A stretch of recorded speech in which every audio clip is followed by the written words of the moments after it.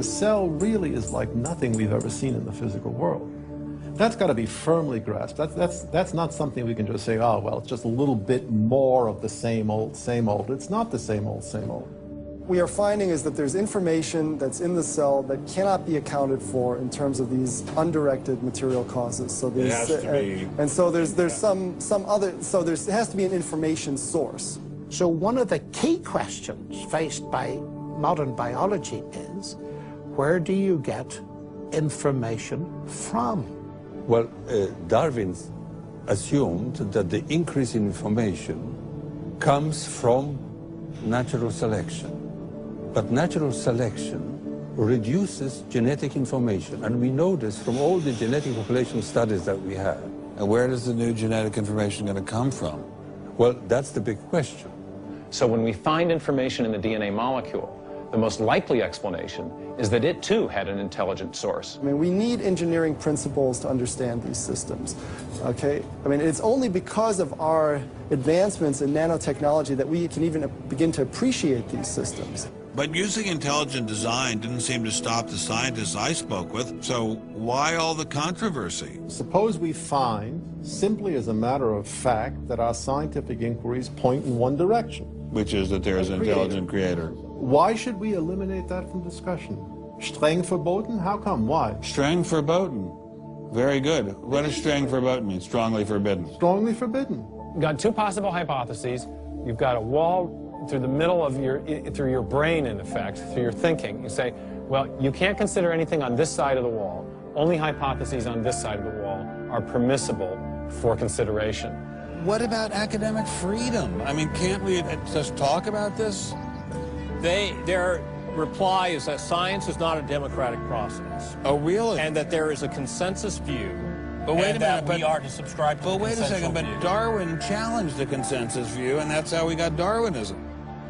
If Darwin wanted to challenge the consensus today, how would he do it? Science isn't a hobby for rich aristocrats anymore. It's a multi-billion-dollar industry. And if you want a piece of the pie, you've got to be a good comrade. Scientific ideas. How we get them to you, the people. Every idea must be inspected to ensure that it is safe. All theories must pass through a series of checkpoints. First, the Academy.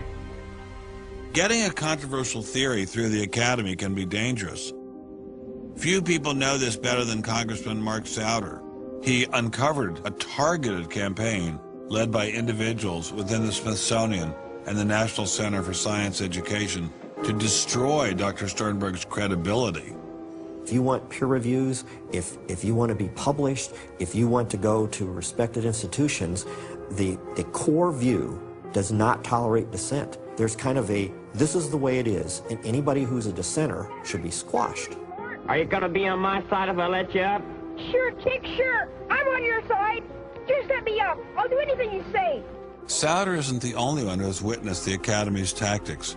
Journalist Larry Witham has seen similar behavior during his 25 years of covering the evolution controversy. Once you're thick in science, you can't question the paradigm. But if you want to get grants, if you want to be elected to high positions, if you want to get awards as a promoter of public education of science, you can't question the paradigm. People cannot be trusted to form their own opinions. This business about open-mindedness is nonsense. Why is the scientific establishment so afraid of free speech? There is this fear that if one aspect of the theory is closely scrutinized, there's going to be an unraveling.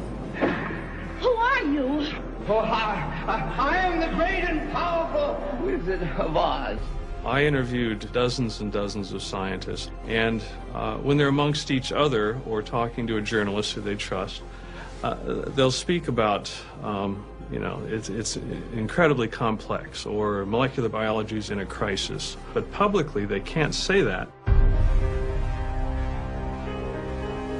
Keeping a keen eye on the Academy are various watchdog organizations. Listen to Eugenie Scott of the National Center for Science Education. The NCSE has been at the heart of virtually every evolution controversy over the past 25 years. vigorously defending the Darwinian gospel. We have had a lot of business, unfortunately, at NCSC in the last few years, because virtually every state in which science education standards has come up for consideration has had a big fight about the coverage of evolution in them. NCSC was started by a group of scientists and teachers who were very concerned because in the late 70s and early 80s there were a lot of attempts to pass equal time for creation science and evolution laws. And clearly this is something that neither scientists nor teachers liked. It wasn't exactly help the creationists are coming, but it's, you know, kind of along those lines. Most scientists just throw up their hands and say, creationists, they drive me crazy, you know, you handle it. We've worked a lot with science education organizations. The most important group we work with is members of the faith community, because the best kept secret in this controversy is that Catholics and mainstream Protestants are okay on evolution. Are you sure about that, Eugenie? Liberal Christians have been fighting with conservative Christians for so long that they'll side with anybody against the fundamentalists. And Eugenie Scott says, well, welcome over. There's a kind of science defense lobby, or an evolution defense lobby in particular. They are mostly atheists, but they are desperately wanting to be friendly to mainstream, sensible religious people. And the way you do that is to tell them that there's no incompatibility between science and religion. But is there really an incompatibility? Can't we believe in God and Darwin? Implicit in most evolutionary theory is that either there's no God or God can't have any role in it. So naturally, as many evolutionists will say, it's the strongest engine for atheism. If they called me as a witness, and a lawyer said, Dr. Dawkins, has your belief in evolution, has your study of evolution turned you towards atheism? I would have to say yes. And that's the worst possible thing I could say for winning that court case. So people like me are bad news for the science lobby, the evolution lobby. By the way, I'm being a hell of a lot more frank and honest in this interview than many people in this field would be. Working hard to keep ideas in check are our friends in the media. Morning, paper. Paper, mister? The tendency of the media is to side with the establishment because they inherently agree with the establishment. Eugenie Scott, my understanding is that there is not a single peer-reviewed article out there that supports intelligent design. Am I wrong? You are not wrong. You are correct. I believe that we get coverage, but we always get coverage like we're the outsider, not like it's an even debate. But instead of merely reporting news, he analyzes it, often expressing his personal opinions. We constantly deal with reporters who refuse even to report the correct definition of intelligent design. They, over and over again, talk about life is so complex, God must have done it. Just admit it, it's religion. Very simple. You just can't, it's religion. It's a wanton distortion of our position. Study desk. I've got a hot story here. You can look at Associated Press stories, and the same sentence will appear in those stories for 10 years. Intelligent design says that life is too complex. It's called a boilerplate. And the reporter never reports anymore or gets any new ways to say it, so the public understanding never advances. But what happens if a reporter decides to take a more balanced approach to intelligent design? There might be remarkable pressure on that reporter not to side against the evolutionists.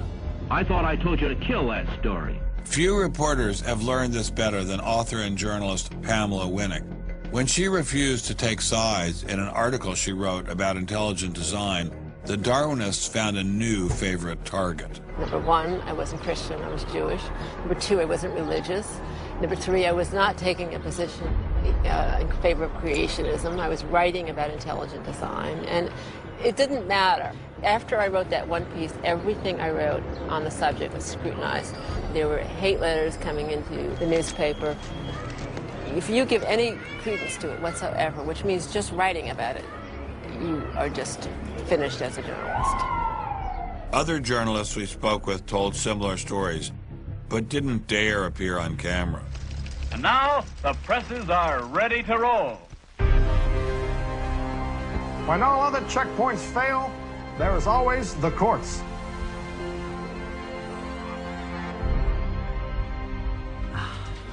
We have spent an enormous amount of time trying to prove to the court what everybody already knows, that intelligent design is a particular religious belief.